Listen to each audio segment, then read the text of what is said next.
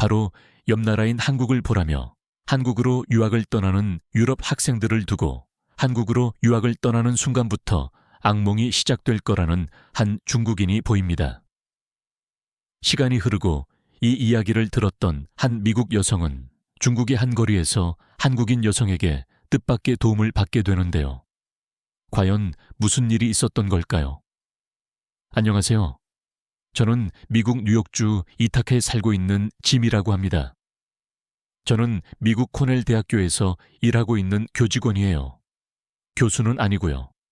행정 업무를 처리하는 평범한 직원이에요. 이번에 저희 코넬 대학교와 중국에 있는 한 대학교가 파트너십 관계를 맺게 되었어요. 파트너십을 맺기 전에 중국 직원들이 몇 번 학교에 방문했었는데 저도 그때 중국 직원들을 몇 번 본 적이 있습니다. 생각보다 괜찮은 사람들로 생각했어요.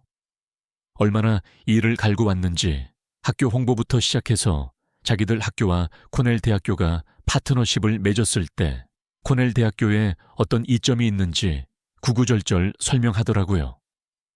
사실 저는 그리 연차가 있는 편이 아니기 때문에 그 말 중에 뭐가 진짜로 가짜인지 잘 구분하지 못했습니다. 그런데 나중에 듣고 보니 대부분이 너무 과장되어 부풀려진 것들이고 실제로 실현 가능한 부분은 몇 없었습니다.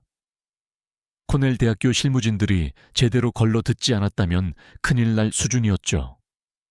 저런 곳과 어떻게 함께 일을 하겠느냐고 물으니 중국인들이 저러는 게 한두 번도 아니고 이젠 익숙해서 괜찮다고 하더라고요.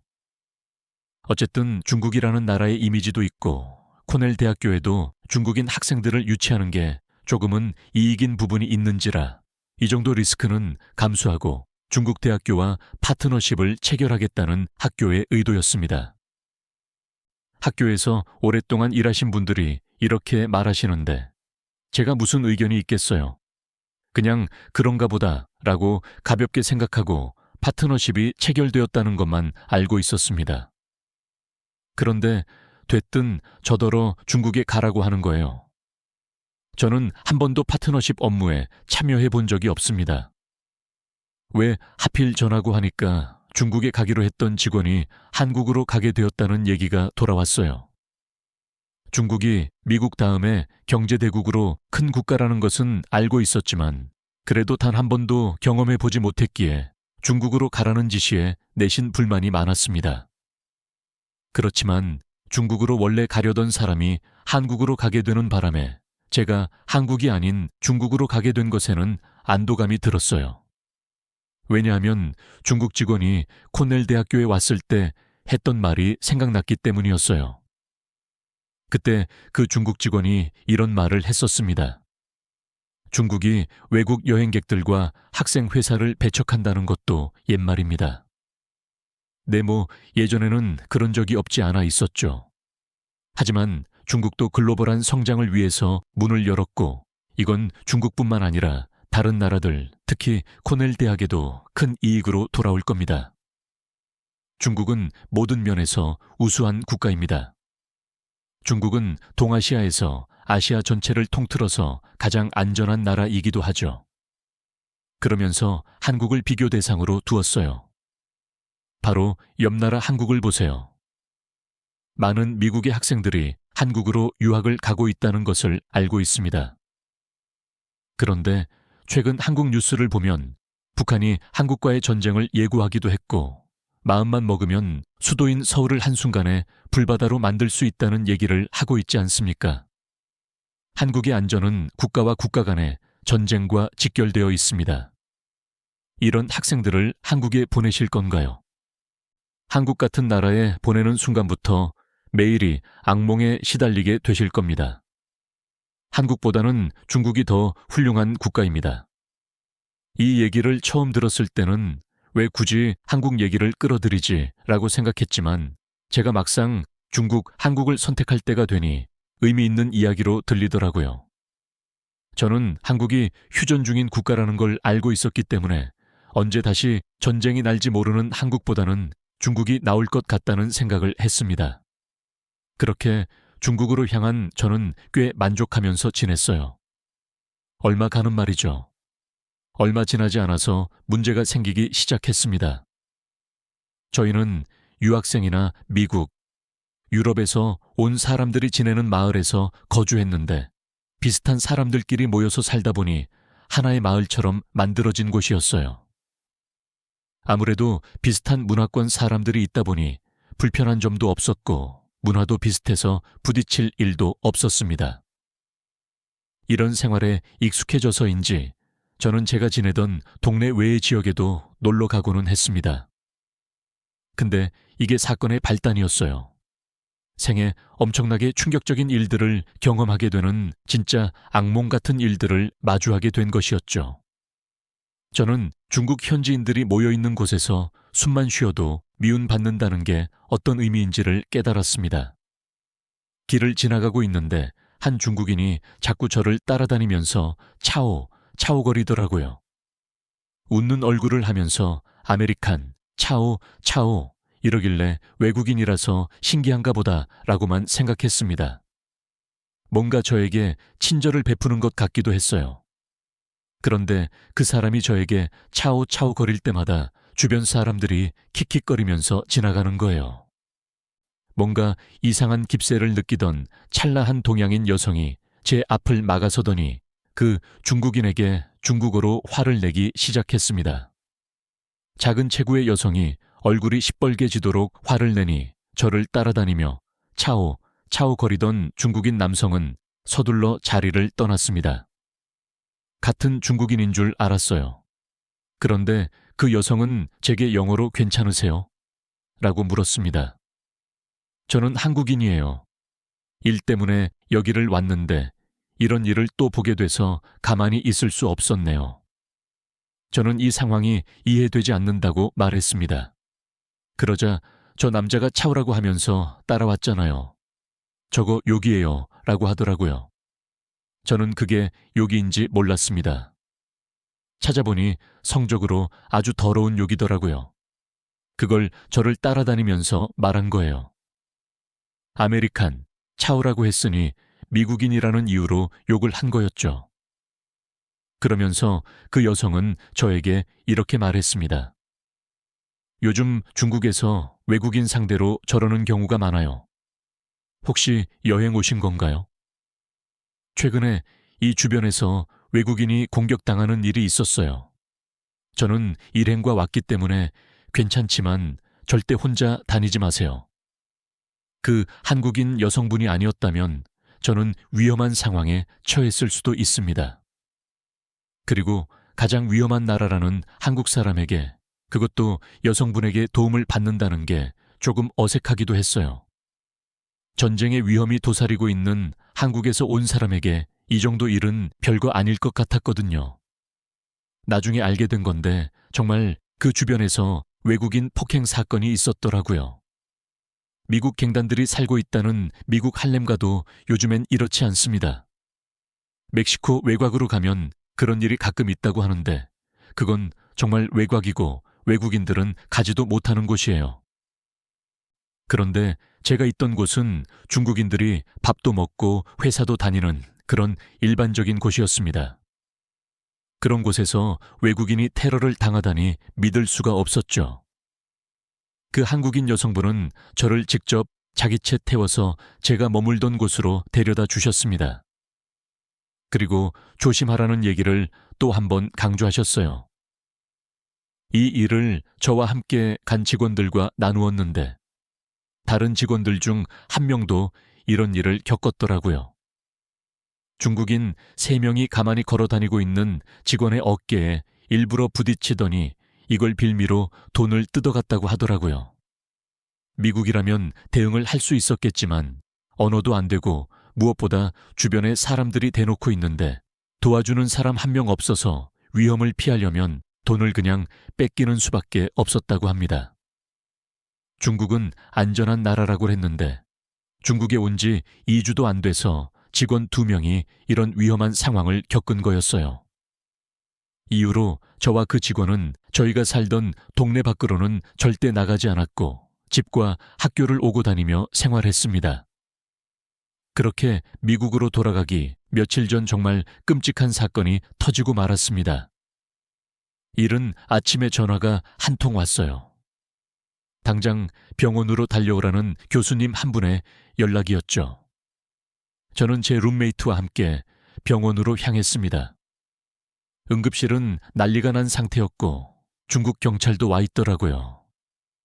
교수님 한 분과 대화를 하고 있는데 무슨 큰일이 난 게 분명했습니다. 교수님이 말씀하신 큰일은 코넬 대학교 강사가 중국인 남자가 휘두른 칼에 다쳤다는 사실이었어요. 저는 정말 경악을 금치 못했습니다. 새벽에 조깅을 하는데 어깨가 부딪혔다는 이유로 칼을 휘둘렀다고 하더라고요. 세상 어떤 정신 나간 인간이 어깨에 부딪혔다고 칼을 휘두르나요? 그리고 몇 시간 이후에 다시 마주친 것도 아니고 그 자리에서 칼을 휘둘렀다는 건 평소에 칼을 소지하고 다닌다는 건데 상식적으로 이해가 안 되는 상황이었습니다.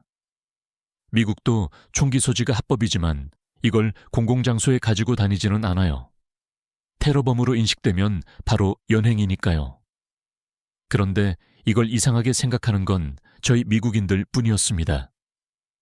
중국 경찰은 미국도 총 들고 다니지 않으면서 중국도 비슷한 거라고 하더라고요. 그냥 호신용으로 들고 다니는 거니 미리 준비한 무기는 아닐 거라는 거죠. 그리고 미리 준비한 게 아니니 충동적인 거라 큰 문제는 되지 않을 거라고 말하고 있었습니다.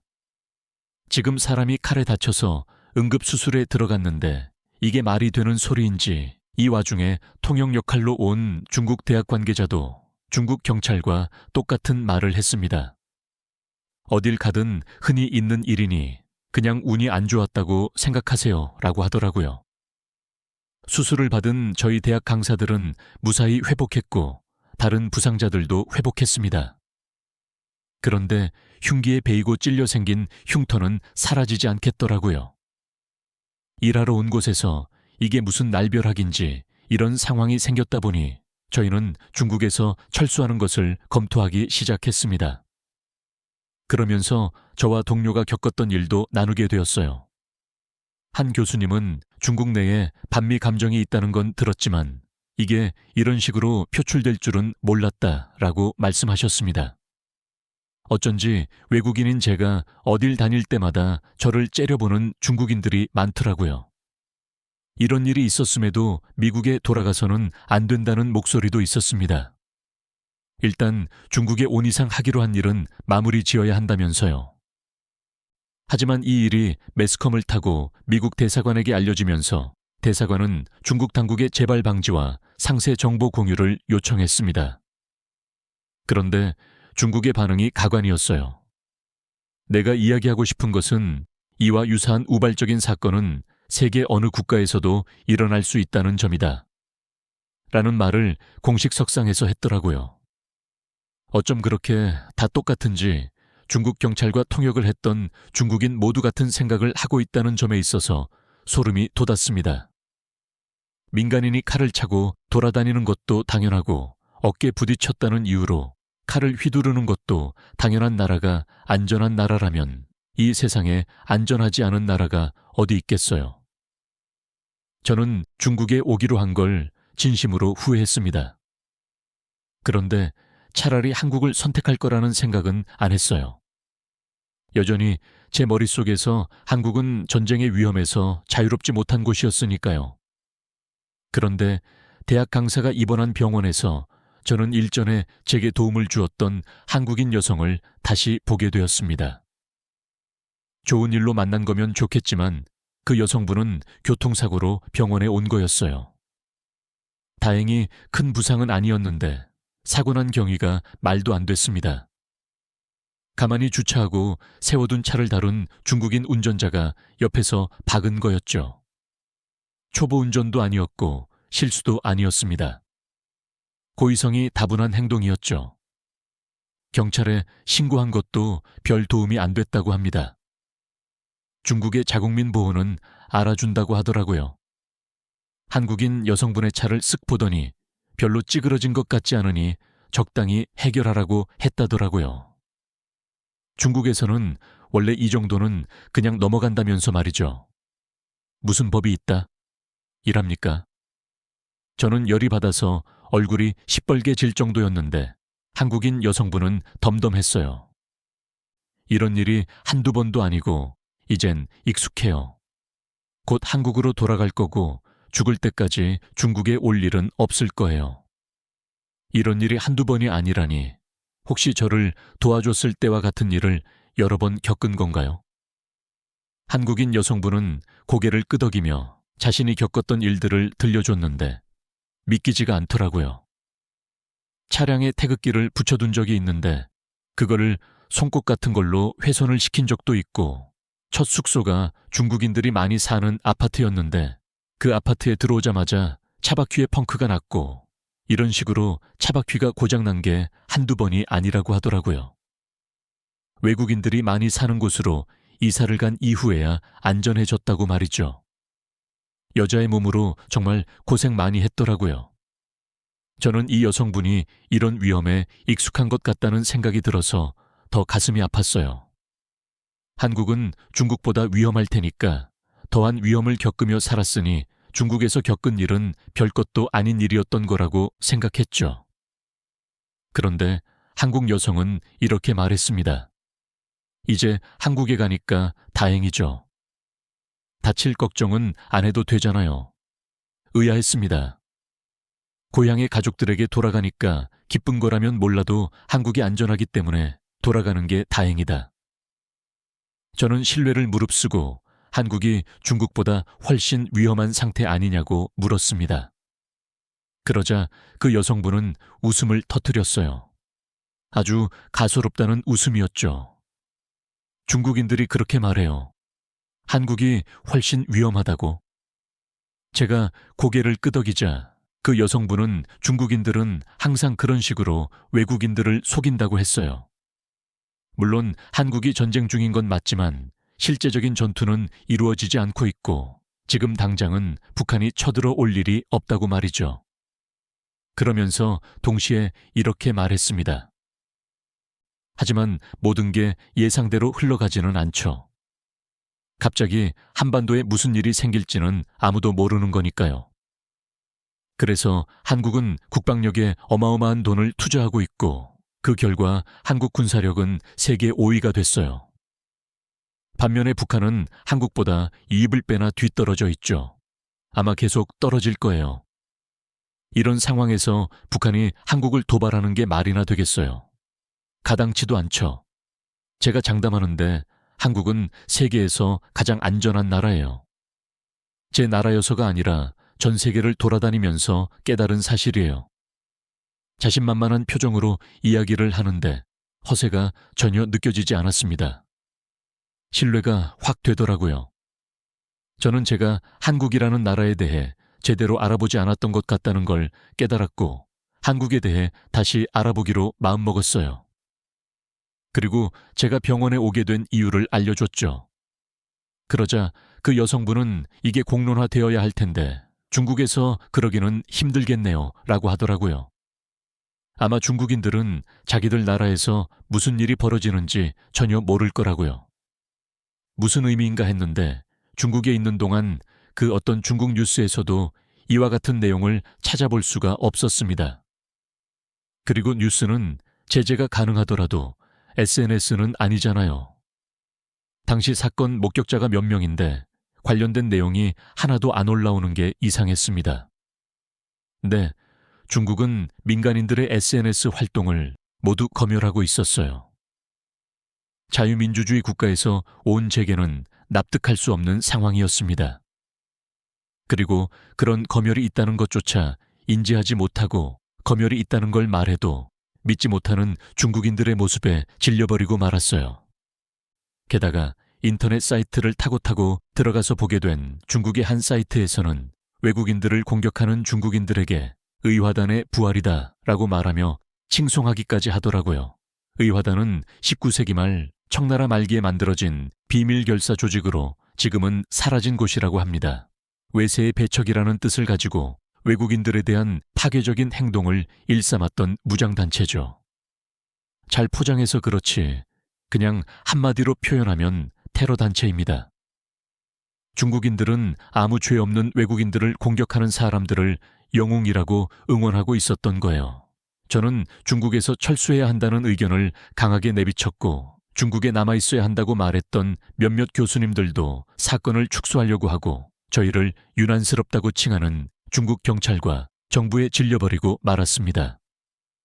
그렇게 미국으로 돌아갈 짐을 싸는데 한국으로 파견 갔던 한 직원과 연락이 닿았어요. 그 직원의 아내는 임신 중이었는데 예정일이 한참 남은 이 시점에 진통이 시작됐다는 것이었어요. 지금 당장 출발해도 아이 출산 이후에 도착할 것이기 때문에 최대한 빨리 출발해야 하는 상황이었습니다. 하지만 한국에서의 일은 남아있는지라 도움이 절실히 필요하더라고요. 그나마 가까운 나라가 중국에 있던 제가 한국에 가게 되었습니다. 전이었다면 중국도 저 모양인데 한국은 어떻게 했냐라고 생각하며 한국에는 발도 안 붙이려고 했을 거예요. 그런데 한국인 여성과의 만남을 통해 생각이 바뀌었고 한국행을 결정했습니다. 일단 한국의 첫인상은 미래 도시 그 자체였어요. 전쟁 중인 나라를 떠올리면 낙후된 모습이 상상되기 마련이잖아요. 그런데 한국은 가는 곳곳마다 최고 화질의 스크린이 설치되어 있었고 엄청난 속도의 열차와 쾌적한 시설이 마련되어 있었습니다. 특히 화장실이 무료고 어딜 가든 깨끗한 화장실을 이용할 수 있다는 게 엄청난 놀라움이었어요. 가는 곳곳마다 손세정제가 있다는 게 얼마나 놀라운 일인지 아마 한국인 분들은 모르실 거예요. 특히 제가 놀랐던 건 한국 대학생들의 모습이었습니다. 미국과 비교해도 놀라웠고 중국과 비교하면 더더욱 놀라웠어요. 일단 자유로운 모습이 너무 보기 좋았습니다. 제가 한국에 방문한 시기가 딱 대학 축제 기간이었어요. 한국 학생들은 노는 것도 진심이더라고요. 가수들이 와서 공연을 하며 학생들과 뛰어노는데 그들과 함께 있는 것만으로도 청춘을 되찾은 듯한 느낌이었습니다. 그리고 수천 명이나 되는 학생들이 모여서 뛰어노는데 사고가 안 난다는 게 놀라웠습니다. 콘서트나 스포츠 경기장이 아니기 때문에 전문적인 스태프들이 있는 것 같지도 않았어요. 그런데도 사고가 안 난다니 이건 어지간한 공공예절과 시민의식이 아니고서는 불가능한 일입니다. 다른 사람들에게 피해를 끼치지 않으려는 마음이 기본적으로 깔려 있어야 하는 거죠. 중국에서는 식당 앞에 줄을 설 때도 새치기 때문에 고생을 했어요. 자기 빨리 가겠다고 사람을 밀쳐대는 탓에 넘어지는 사람도 자주 봤습니다. 만약 여기가 중국이었다면 상상하기도 싫네요. 아마 수백 명은 깔려서 이미 저 세상 갔을 거예요. 그게 아니라면 전문 행사 진행 스태프들을 수천 명 투입해야 했겠죠. 게다가 한국 학생들이 쓸고 지나간 자리는 청소기로 모든 쓰레기를 빨아들인 듯 깨끗했습니다. 저는 미국 NBA 경기를 매우 자주 보는데요. 뉴욕에도 큰 경기장이 있어서 자주 직관을 하러 갑니다. 경기를 마치고 주변을 둘러보면 항상 쓰레기가 쌓여 있어요. 조금만 가면 쓰레기통이 있는데도 쓰레기를 두고 가는 사람들이 있습니다. 물론 모든 사람들이 그러는 건 아니지만 미국에서도 많은 사람들이 그래요. 그런데 한국에서는 전혀 그런 게 없었습니다. 한국 학생들은 쓰레기를 들고 둘이 번거리면서 쓰레기통을 찾았어요. 찾다가 없으면 아무데나 버리겠지라고 생각했는데 어림도 없는 생각이었습니다. 학생들은 어떻게든 쓰레기통에다 쓰레기를 버렸습니다. 혹은 쓰레기통을 찾지 못한 사람들은 그 쓰레기를 비닐에 담아 자신의 가방에 넣어 그냥 가져가기까지 했었죠. 심지어 게다가 분리수거까지 하더라고요. 미국인으로서 참 부끄러운 얘기인데 미국은 분리수거 같은 거 안 합니다. 음식물, 플라스틱, 일반 쓰레기, 전부 커다란 쓰레기 봉투에 넣어서 버려버려요. 쓰레기를 수출하고 매립한다는데 환경에 좋을 리가 없습니다. 그래서 요즘엔 분리수거를 하자는 목소리가 나오지만 그 큰 미국에서 분리수거 체계를 만들려면 아마 수십 년 이상 걸릴 거라는 게 전문가들의 의견이에요. 불가능하다는 거죠. 그런데 한국은 집도 아니고 공공장소에서조차 분리수거를 하고 있었습니다. 게다가 그건 보여주기식이 아니에요. 사람들은 쓰레기를 모아둔 봉투를 열어서 쓰레기를 하나씩 꺼내 분리하고 있었죠. 아무래도 분리해서 버리다 보면 시간이 많이 걸리잖아요. 네, 앞 사람이 시간을 많이 쓰면 기다리기 귀찮아서 대충 버릴 법도 한데 제가 서서 지켜본 결과 그런 사람들은 단 한 명도 없었습니다. 제가 한국에 오기 직전에 있던 곳은 중국 대학이었잖아요. 자연스럽게 중국 대학과 비교되기 시작했어요. 중국에서 이런 행사가 있으면 쓰레기는 두말할 것도 없고 오물 같은 것도 사방에 널려 있습니다. 사람의 분변도 있어요. 아이들이 화장실을 가고 싶다고 하면 대충 구석 어딘가로 가서 소변을 보게 하는 경우도 있죠. 길거리 벤치에서 아이 기저귀 똥을 치우는 사람도 봤습니다. 중국 대학 관계자가 좋은 구경을 시켜준다길래 갔었던 행사였는데 눈만 버리고 왔죠 뭐. 아시아에서 가장 큰 나라라는 중국도 이 모양이니 모든 아시아가 이러겠다는 편견이 생겼던 것도 사실입니다. 그런데 한국에 와서는 그런 생각이 싹 사라졌어요. 또 하나 놀랐던 건 한국 학생들이 노는 것뿐만 아니라 배움에도 진심이었다는 것이었습니다. 축제가 끝난 후 시험 기간이 시작됐다고 하더라고요. 24시간 내내 불이 꺼지지 않는 건물이 항상 궁금했는데 그건 도서관이었습니다. 코널드 학교도 명문대죠. 그만큼 학생들의 공부량도 대단합니다. 그런데 이 정도는 아니에요. 24시간 동안 도서관을 열어둔 기록이 없습니다. 한국 대학 관계자에게 물으니 저렇게 공부하지 않으면 대학에서 살아남을 수 없다고 하더라고요. 조금이라도 뒤처지면 바로 재수강이 나오니 유급되지 않으려면 며칠 밤을 새워서라도 공부해야 한다고요. 그런데 사실 공부만 잘하는 범생이들에 대한 편견이 없지 않아 있습니다. 물론 그 전에 신나게 노는 것을 봤기 때문에 노는 것도 잘하고 공부도 열심히 하는 학생들이라는 건 알지만 공부만 열심히 한다고 사회에서 훌륭한 일을 할 수 있는 건 아니잖아요. 그런데 한국 대학생들은 그마저도 뛰어났어요. 학교 내에서 부스를 차려놓고 뭔가를 열심히 홍보하길래 가까이 가서 봤더니 무슨 서명을 받고 있더라고요. 그 대학생은 눈을 반짝이며 아무것도 되지 않는다고 아무것도 하지 않는다면 절대 긍정적인 변화를 가져올 수 없습니다. 라고 말하더라고요. 그 눈이 얼마나 반짝이는지 순수한 열정에 제 스스로가 너무나 작고 초라하게 느껴질 정도였습니다. 그리고 사실 저는 이런 서명 운동하는 거에 안 좋은 기억을 가지고 있어요. 유럽 여행을 갔었을 때 서명 한 번 잘못했다가 돈을 잔뜩 뜯겼거든요. 배 굽는 아동들을 위해 서명하는 거라고 했는데 갑자기 돈을 내놓으라고 하는 거예요. 그러려고 서명한 게 아니라고 했는데 종이 구석에 아주 작은 글씨를 보여주더니 이 약관에 동의한 거라면서 거의 강탈하듯이 제 돈을 가져갔습니다. 돈을 내지 않으면 어떻게 해버리겠다는 식으로 덩치 큰 남자들을 부르길래 어쩔 수 없었어요.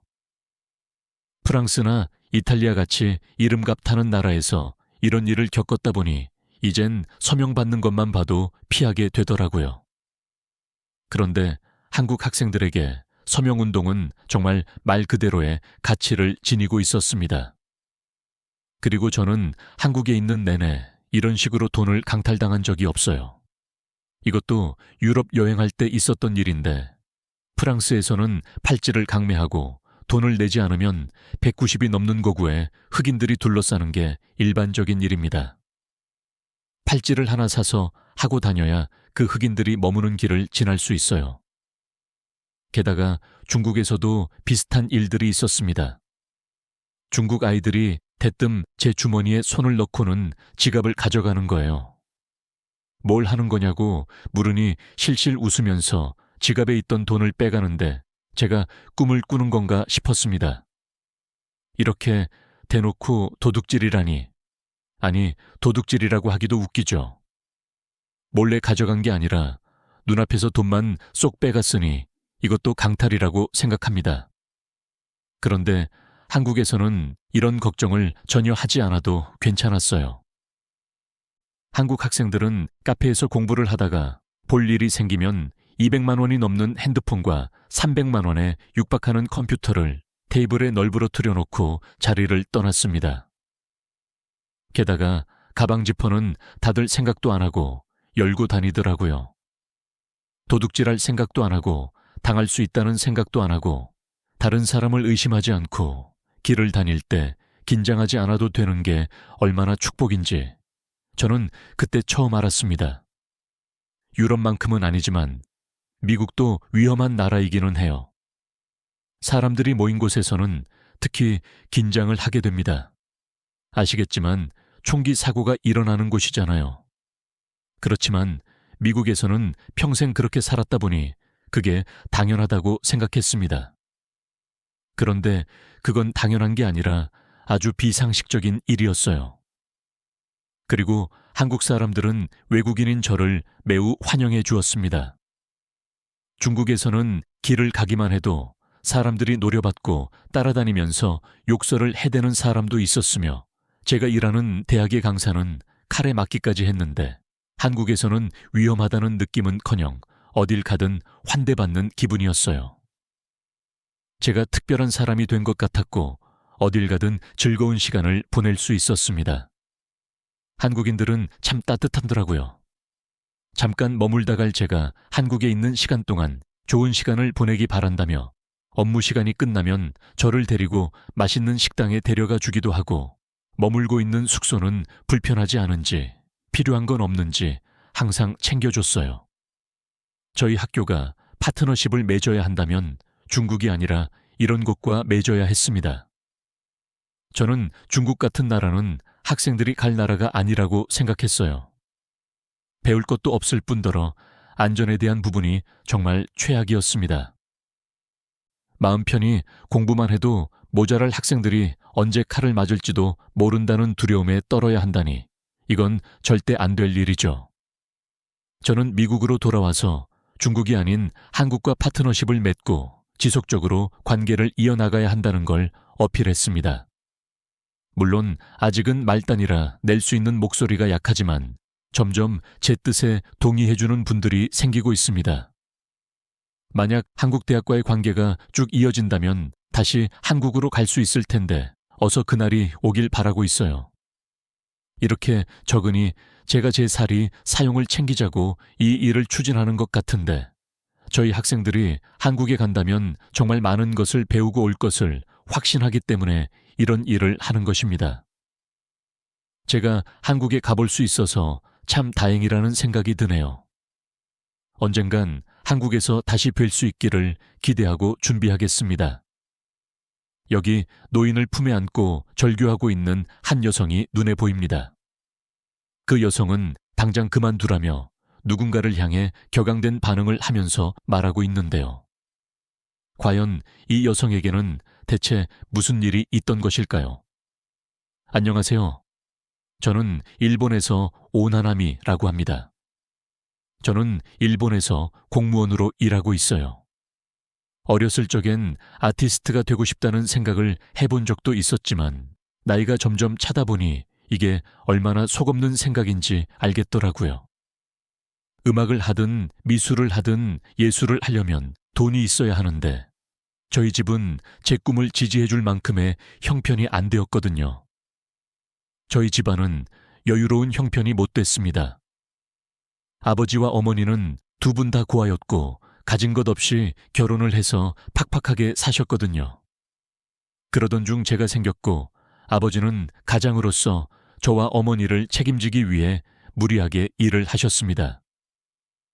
제가 듣기로는 하루에 2-3시간도 못 자며 일을 하셨다고 하죠. 어머니는 그런 아버지가 걱정이 됐지만 아버지는 곧 태어날 저를 부족하게 키울 수는 없다며 일을 늘릴 지연정 줄이지 않으셨다고 합니다. 그러던 어느 날 일을 하기 위해 밖으로 나서던 아버지가 급하게 어머니를 깨우셨고 급하게 현관으로 나간 어머니는 아버지의 모습을 보고 큰 충격을 받고 말았습니다. 아버지의 코에서 폭포처럼 쏟아지는 피가 아버지의 상의를 푹 적실 정도였거든요. 어머니가 나온 지 얼마 되지 않아 아버지는 쓰러졌고 곧바로 병원으로 옮겨졌지만 얼마 지나지 않아 아버지는 숨을 거두었습니다. 특별히 병에 있는 것도 아니었으니 쌓이는 과로였습니다. 어머니는 흔들리지 않기 위해 마음을 다잡으셨어요. 이유는 곧 세상에 태어날 저 때문이었죠. 사람들은 눈물 한 방울 흘리지 않는 어머니를 향해 독하다 남편을 따라 죽는 게 아내로서 자긍심을 지키는 일이다 라는 말을 뱉어댔지만 어머니는 흔들리지 않으셨습니다. 그렇게 제가 태어났고 어머니는 최선을 다해 저를 키우셨어요. 또래 아이들이 아버지와 함께 있는 것을 보면 얼굴도 본 적 없는 아버지에 대한 그리움이 사무쳤지만 한 번도 티를 낸 적이 없습니다. 어머니가 저를 어떻게 키우고 계신지 누구보다 잘 알고 있으니까 말이에요. 또 어머니와 아버지 두 분 다 고아였기 때문에 어머니는 의지할 만한 가족도 없었습니다. 그래서 살림살이가 더 팍팍했어요. 이런 환경에서 자랐다 보니 제가 꿈을 포기하는 것도 어려운 일은 아니었습니다. 물론 어머니는 이 사실을 알지 못하세요. 그저 제가 안정적인 것을 좋아해서 공무원이 되었다고 생각하시죠. 그래도 다행인 건 공무원 생활이 잘 맞았다는 거였습니다. 덕분에 저를 키우느라 평생을 고생하셨던 어머니의 일을 덜어드릴 수 있었고 어머니와 함께하는 시간도 점점 많아졌어요. 그런데 어느 날부터 이런 평온한 생활에 균열이 가기 시작했습니다. 시작은 아주 사소한 것이었어요. 일을 마치고 집에 돌아왔는데 어머니가 화장실에 계셨습니다. 한참을 지나도 안 나오시길래 화장실 문 앞에 가서 어머니를 불렀죠. 어머니는 화장실 청소를 하는 중이라고 하셨습니다. 문을 닫아두고 청소를 하면 안 좋다 말하며 문을 연 그 순간 저는 깜짝 놀라 말을 잃었습니다. 하남이 오늘 하루도 고생 많았어. 그런데 거품이 잘 안 닦이는구나. 얼른 청소하고 나갈게. 배고프지? 어머니는 평소와 똑같은 말투와 표정으로 말을 거셨지만 행동은 전혀 달랐습니다. 지금 뭐 하는 거예요? 그건 세제가 아니라 샴푸잖아요. 어머니는 그제야 자신이 무엇으로 청소하고 있었는지를 깨달았습니다. 아니, 아까는 분명히 세제였는데 저는 어머니를 밖으로 내보낸 뒤에 마른 걸레로 화장실을 전부 닦고 한참 동안 물 청소를 했습니다. 그렇게 첫 번째 사건이 지나갔고 한동안은 아무 문제도 일어나지 않았어요. 그래서 화장실 사건을 잊고 살았습니다. 그런데 기어이 일이 터지고 말았어요. 새벽에 잠을 자고 있는데 거실에서 부스럭거리는 소리가 들렸습니다. 어머니가 화장실을 가시나 보다 생각하며 다시 잠에 들었는데 그 부스럭 소리가 점점 커졌습니다.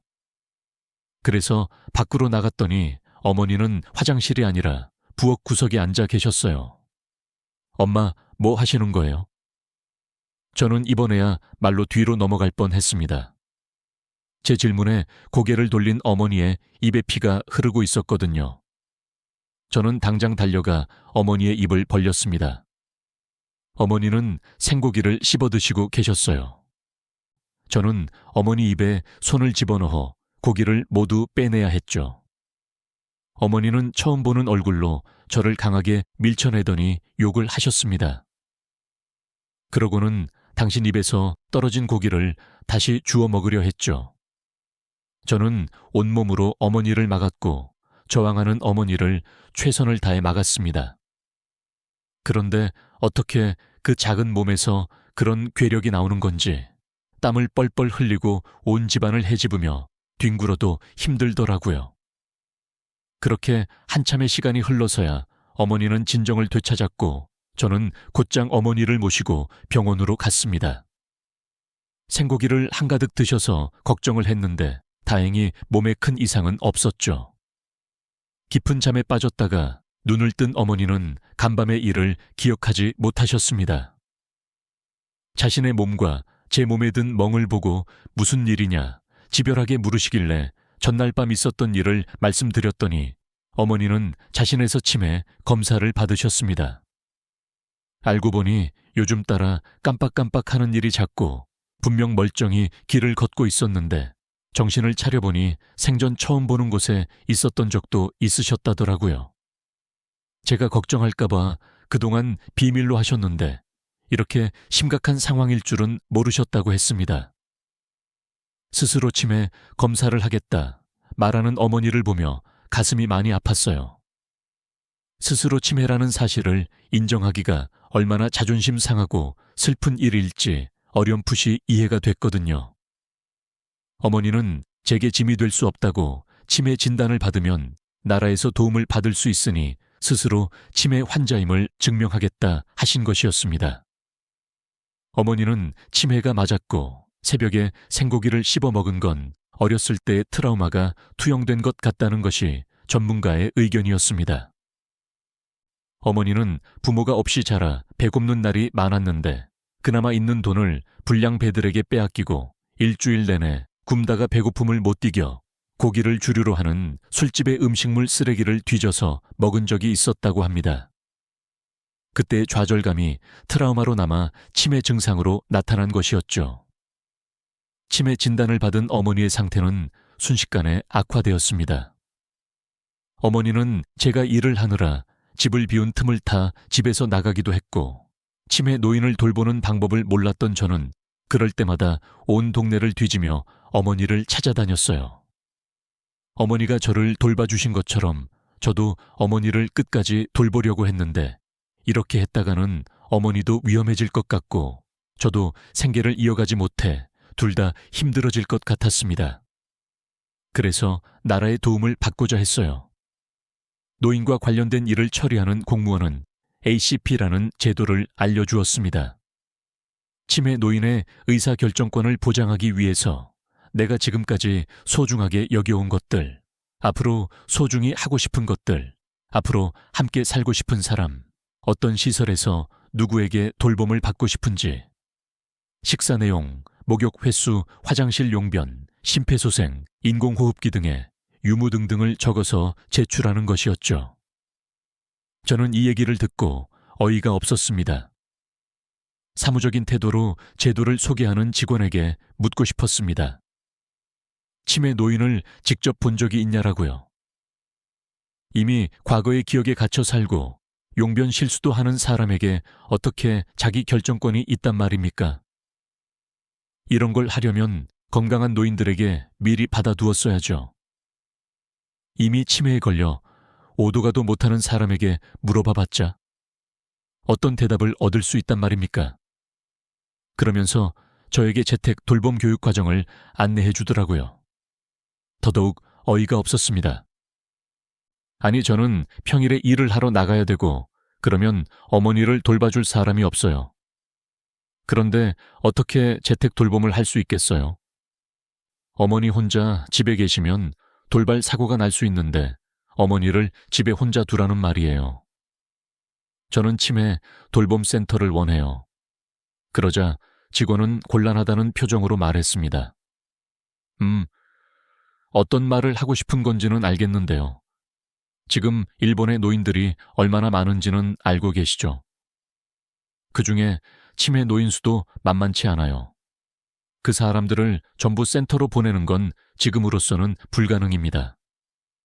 그럼 다른 방법은 없느냐 물으니 그 대답도 골 때렸어요.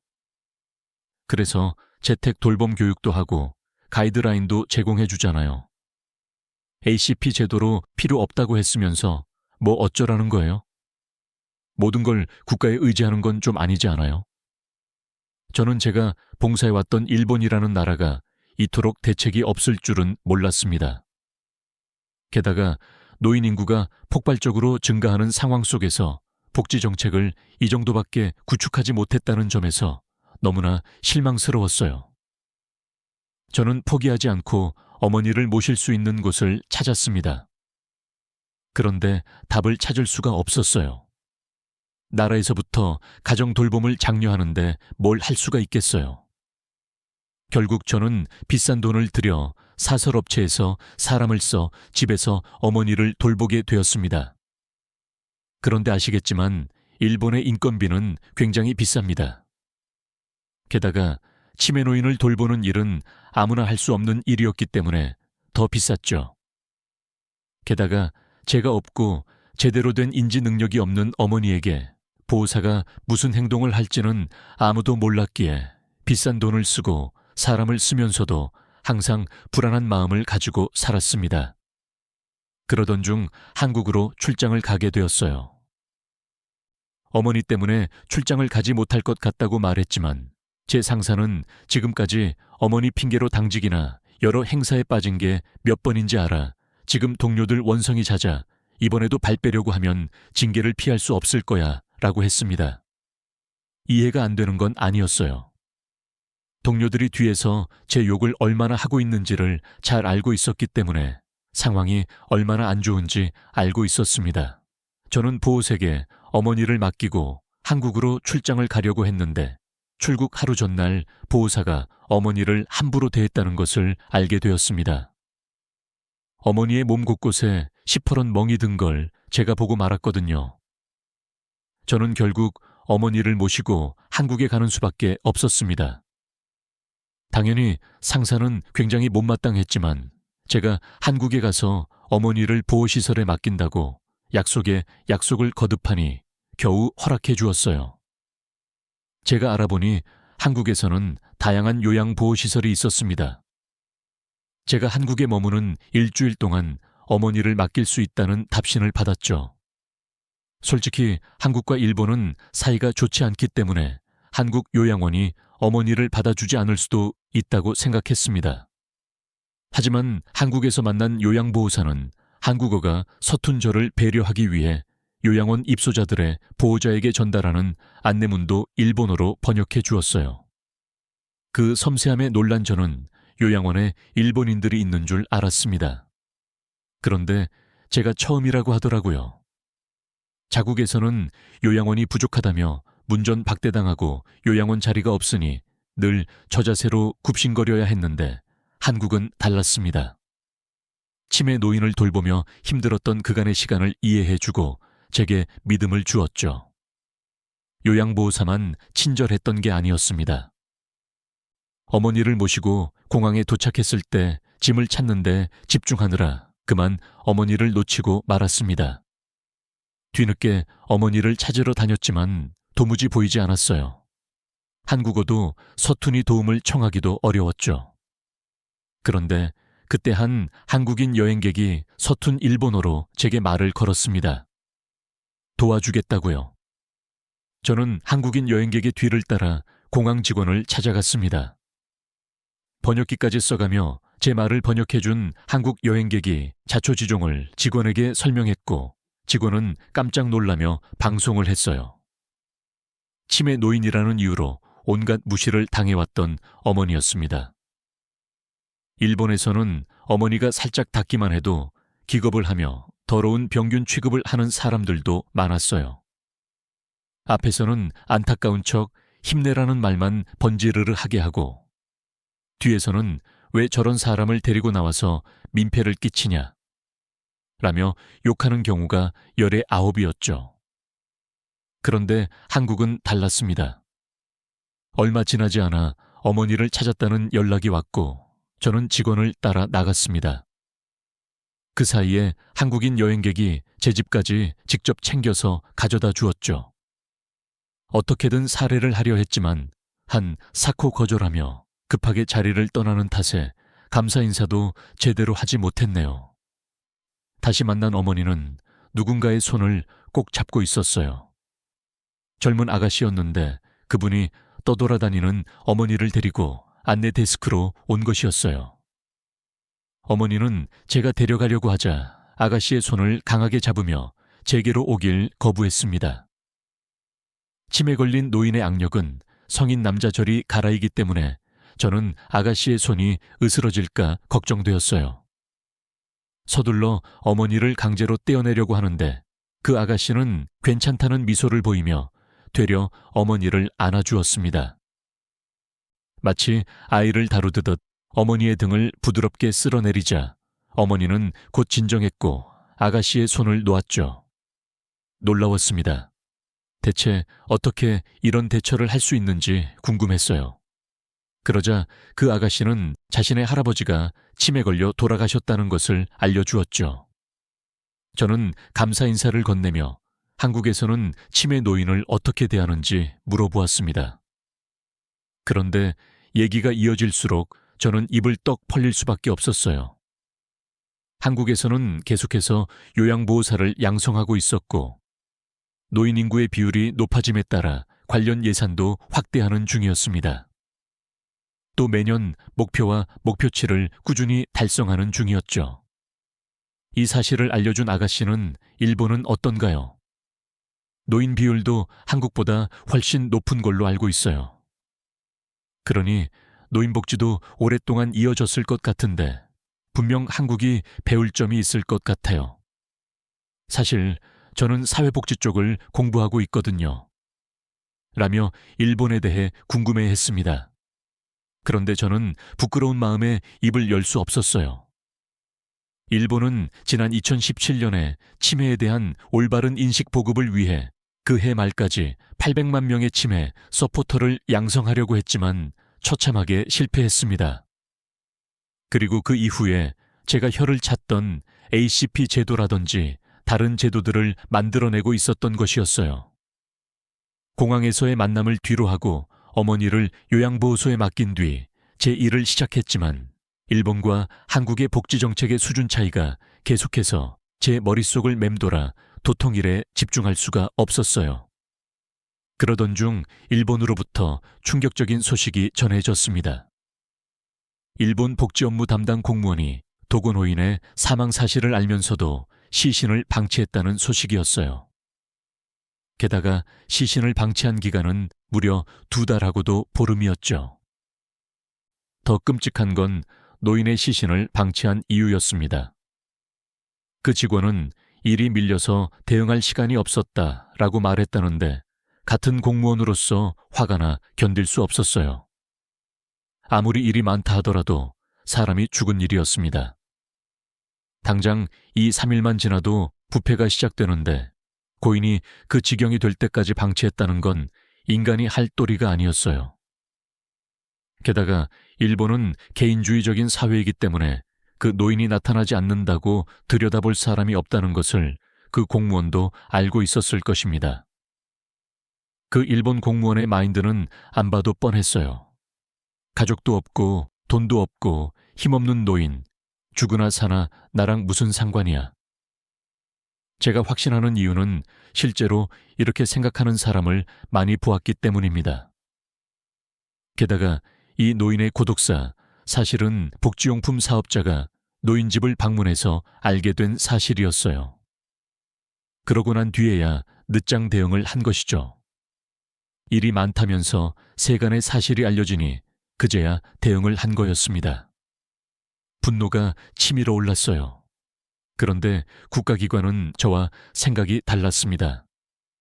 왜냐하면 그 공무원은 정직 5일에 징계 처분만 받았거든요. 시신을 하루 이틀 늦게 수습한 것도 아니고 무려 2달 보름이나 늦어졌습니다. 기록이 누락된 것도 아니고 고작 일이 바쁘다는 이유로요. 그런데 정직 5일. 여러분은 이게 말이 된다고 생각하시나요? 일본에는 엔딩 서포트 제도라고 해서 주기적으로 도건오인과 연락을 하고 도건오인이 사망하면 그들의 살림살이를 정리하고 사망 신고까지 대행해주는 서비스가 있습니다. 국가에서 제공하는 서비스이지만 돈을 내고 이용하죠. 사망한 도건오인은 이 서비스 이용자였어요. 자신의 사후를 책임져 준다는 믿음 하나로 돈까지 내가며 서비스를 이용한 건데 돌아오는 게 2달 보름간의 방치라니 일본에서는 늙은 게 죄라며 농담처럼 말하던 말이 현실로 느껴지는 순간이었습니다. 고령사회에 진입한 지가 언제인데 연간 2만 6,801명이나 되는 사람들이 고독사를 합니까? 대체 그동안 제가 낸 세금은 어디로 갔으며 저는 그동안 무슨 이유로 국가를 위해 봉사했을까요? 이 일을 계기로 저는 제 조국, 일본에 대한 생각을 달리 하게 되었습니다. 어머니가 치매가 걸린 후로 스스로에게 던져왔던 질문이 터져버리고만 것이죠. 그리고 그 기폭제는 바로 한국이었습니다. 국민의 마지막을 책임져 주지 못하는 나라를 어떻게 믿을 수 있겠어요? 그런데 한국은 아니었습니다. 치매 노인들을 위한 복지시설과 치매 전담형 요양기관이 있어서 원하는 사람들이라면 누구나 요양원에 들어갈 수 있었어요. 보호소 자리가 없으니 집에 돌아가서 보살펴라 라는 무책임한 말이나 하는 일본과는 달랐죠. 요양원이 많다고 시설에 큰 차이가 있는 것도 아니었습니다.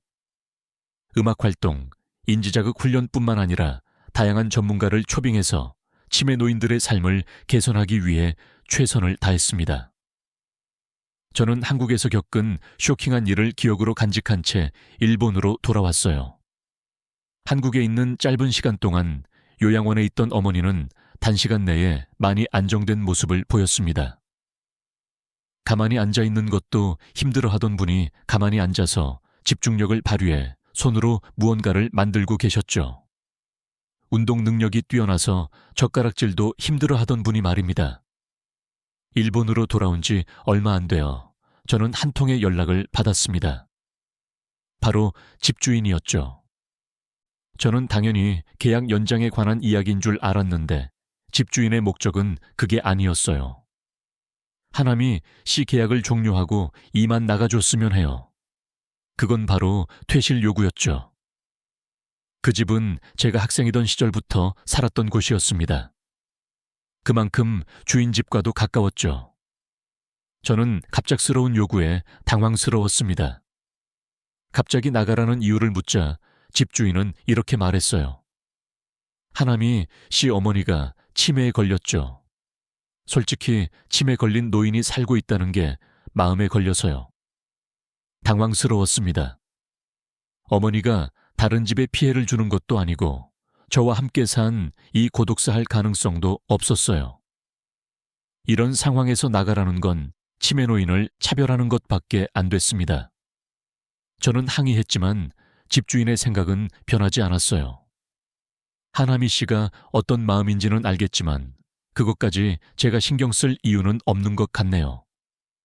기간 내에 집을 빼주세요. 일본에서 치매 노인이나 도고 노인은 집을 구하는 것조차 어렵습니다.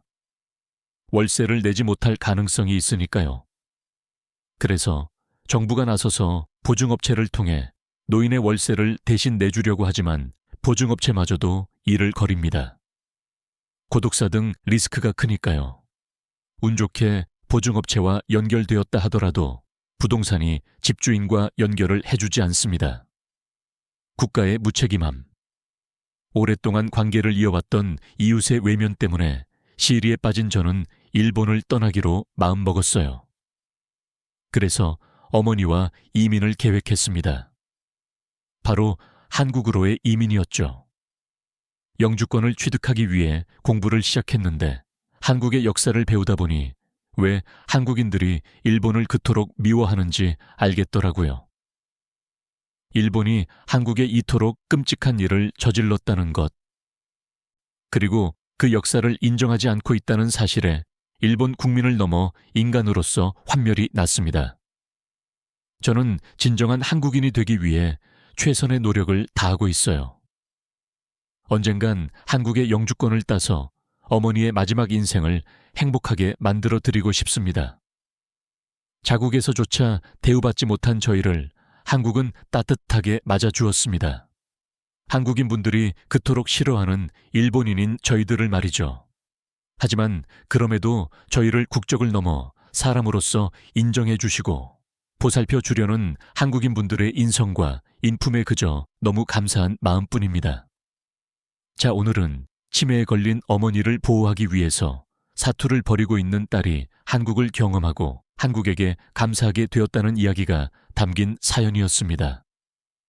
사연을 듣고 나니 저도 어머니 생각이 많이 나는데요. 아무쪼록 하나미 씨와 하나미 씨, 어머님이 정말 영주권을 취득하시고 남은 삶을 잘 보내시길 응원합니다.